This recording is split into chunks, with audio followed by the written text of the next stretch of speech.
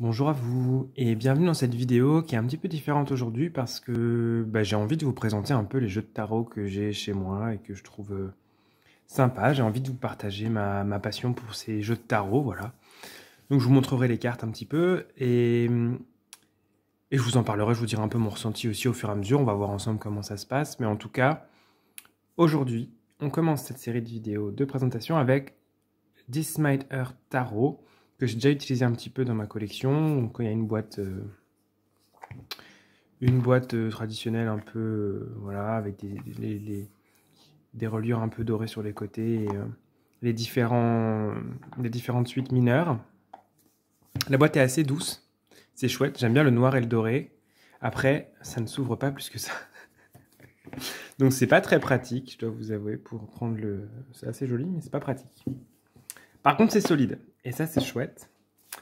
Le jeu se présente ainsi. Moi j'ai eu la version holographique perle, ça existe en noir aussi.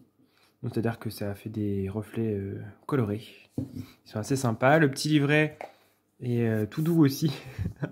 Je vais vous dire souvent que les cartes sont douces. Pour moi, c'est un critère agréable. Le livret il se présente comme ça. C'est assez bien fichu parce que le texte est simple, mais précis. Enfin, je trouve qu'il est intéressant. Après, je n'utilise pas forcément trop le livret, mais quand on a besoin de précision, je le trouve bien. Et les cartes, je les trouve belles, je les trouve sympas. La qualité, je la trouve top. Le bruit qu'elles font, quand on les mélange ou quand on les utilise, je trouve ça sympa. Le dos, je le trouve très très beau. C'est assez sympa. La tranche, c'est joli aussi. Et c'est un jeu que je trouve très très doux de manière générale. Alors c'est peut-être les fonds un peu pastel dégradés qui me font dire ça, mais je le trouve vraiment doux, vraiment beau. Et c'est un jeu que j'aime beaucoup. Voilà, on va regarder ensemble les cartes. Donc on a la carte du mat et du fou, qui est très sympa. Cette idée de se lancer dans l'inconnu. On a le magicien, qui fait tourner les serviettes et les différents arts de sa pratique. La grande prêtresse, avec ses connaissances et son voile. Ils ont tous l'air sympas, je trouve que c'est assez agréable. Je vais mettre ça un peu de côté. L'impératrice, très proche de la nature. L'empereur, avec sa gestion du monde, ses projets. Le hiérophante ou le pape. Moi, je suis pas fan du terme hiérophante, je préfère le pape. Mais bon, ici c'est marqué le hiérophante. Celui-là, je suis pas très très fan, j'avoue que il m'a l'air un peu gourou, celui-là. Mais bon, après voilà, c'est que mon ressenti à moi, mais je le trouve pas hyper bienveillant. Il y a d'autres tarots où il est un peu plus léger. Nous avons les amoureux, qui est aussi la carte de l'amoureux dans le Marseille traditionnel. Voilà. Le chariot, assez moderne. Rock and roll. Ah, j'ai pas bien rangé, excusez-moi, parce que pour moi, enfin j'ai bien rangé dans les numéros, mais pour moi c'est la justice en 8 et la force en 11. Donc on va faire à ma manière, haha. Avec cette épée un peu ébréchée on a beaucoup tranché dans le vif. L'ermite, je la trouve très très belle, parce que vraiment simple, cette expédition au fond de soi-même, et dans le monde aussi. La roue de fortune, avec cette espèce d'hybride qui passe des différents éléments, qui fait le lien entre les différents éléments. Cette force en 11, on va pas regarder là, hop. Où finalement tout le monde a des fleurs. Ce pendu qui est hyper zen, hyper cool, qui est content d'être là. La mort qui fait un petit peu peur, hein. Ça fait un peu jugement dernier cette histoire. Cavalier de l'Apocalypse là. La tempérance, je la trouve très douce aussi. Très sympa. Très, venez boire une coupe de thé, on est bien. Le diable, il me fait beaucoup rire, avec une orgie, et puis il fume sa clope. C'est très drôle. La tour, là on a vraiment le fracas, avec l'écume, là je trouve qu'elle est puissante cette carte. On a l'étoile. Alors j'avoue, je suis mitigé, ça là j'aime bien, mais le fait qu'il y ait du plastique, ça me gêne. Alors, je sais pas pour vous ce que ça vous fera, mais moi ça m'embête. J'aurais préféré qu'elle ait je sais pas, du verre par exemple, parce que là le plastique C'est pas très nature, ça me gêne un peu. La lune avec ce côté un peu primal et primordial. Le soleil avec le côté enfant intérieur, la joie, l'expansion. Le jugement. Alors j'aime beaucoup le fait que ce soit Anubis qui soit placé ici, avec les âmes derrière. Le monde avec cette femme qui se laisse être et voir telle qu'elle est, qui ne s'inquiète pas du reste, qui fait sa vie. On a ensuite la suite des deniers ou des pentacles. Et j'aime beaucoup le fond à chaque fois, je le trouve très très beau dans ces cartes. Il est vraiment, ce sont de très beaux fonds, très doux, très agréables. 2 deniers, 3 deniers,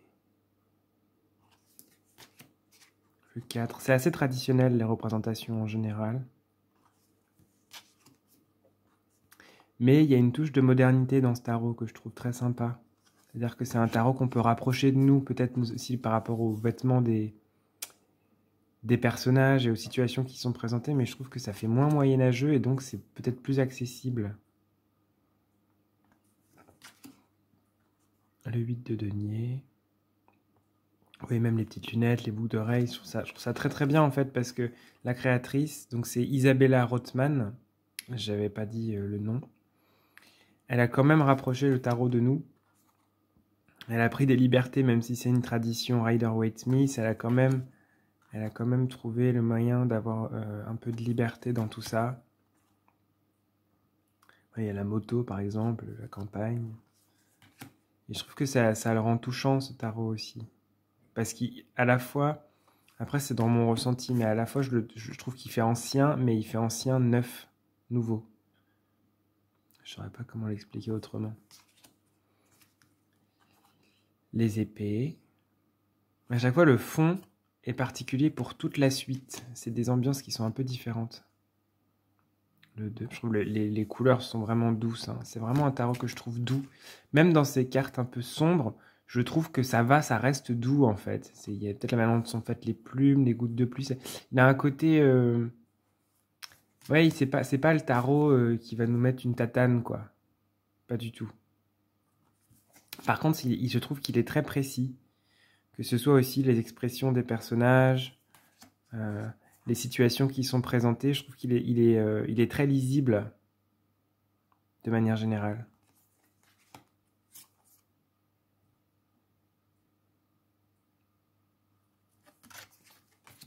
8 d'épée.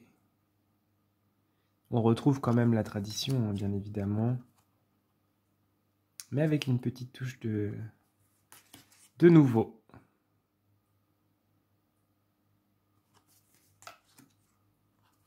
Puis je trouve les personnages attachants, je sais pas, j'arrive plus facilement à m'identifier à eux que par exemple dans le Marseille Waite ou les tarots plus traditionnels.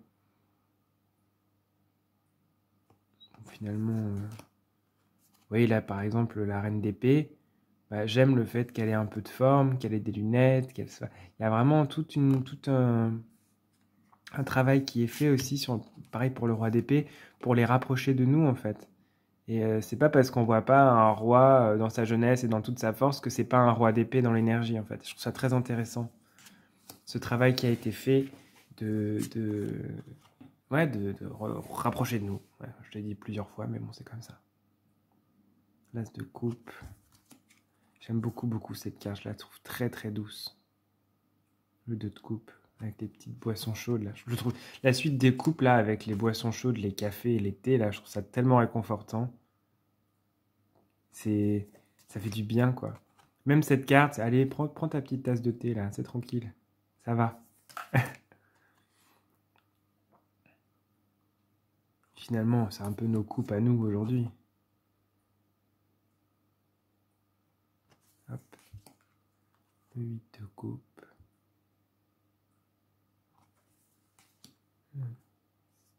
C'était le 8 ? Oh, je l'ai mal rangé. Normalement, ça allait derrière. Bon, peu importe. Le 7. Le 8. Le 9, avec cette idée de forger soi-même l'objet de notre réussite. Le 10. Avec tous les différents styles de coupe qu'on a. J'adore ce valet de coupe, je le trouve tout doux.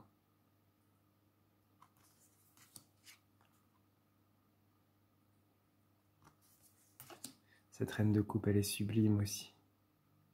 Dans sa simplicité et dans sa puissance. Ce roi de coupe, il est trop mignon, je trouve. Ouais.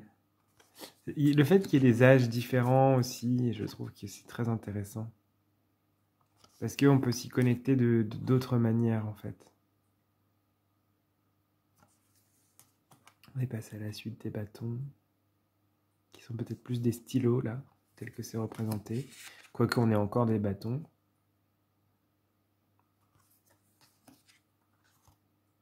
Même celle-ci, je trouve qu'elle n'est pas trop violente, parce qu'on se dit peut-être qu'ils jouent, en fait, même s'ils ont un côté un peu agressif. C'est pas le pire 5 de bâton que j'ai vu. Hein.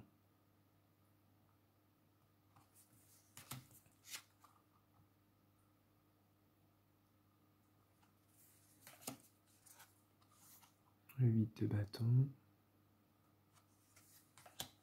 Le 9. On a mangé tous les stylos, là, on se prend la tête. Le 10 qui est vraiment, pour le coup, cette carte de l'accablement, de la surcharge. Le valet qui joue de la guitare. Le cavalier qui fonce. La reine. Et le roi de bâton qui semble être près du feu. Voilà. Donc on a fait le tour ensemble du tarot This Might Hurt Tarot. J'espère que ce type de vidéo vous aura plu. N'hésitez pas, si jamais ça vous plaît, que vous voulez découvrir des jeux ensemble, bah, n'hésitez pas à me le dire en commentaire et je ferai d'autres vidéos parce que j'ai d'autres jeux à vous montrer. Pas forcément que des tarots, j'ai aussi des oracles qui sont intéressants et qu'on pourrait parcourir ensemble. Si ça vous dit, voilà, c'est un peu une vidéo test. Et puis, tenez-moi au courant si vous voulez d'autres vidéos. Voilà, je vous fais des bisous, prenez soin de vous.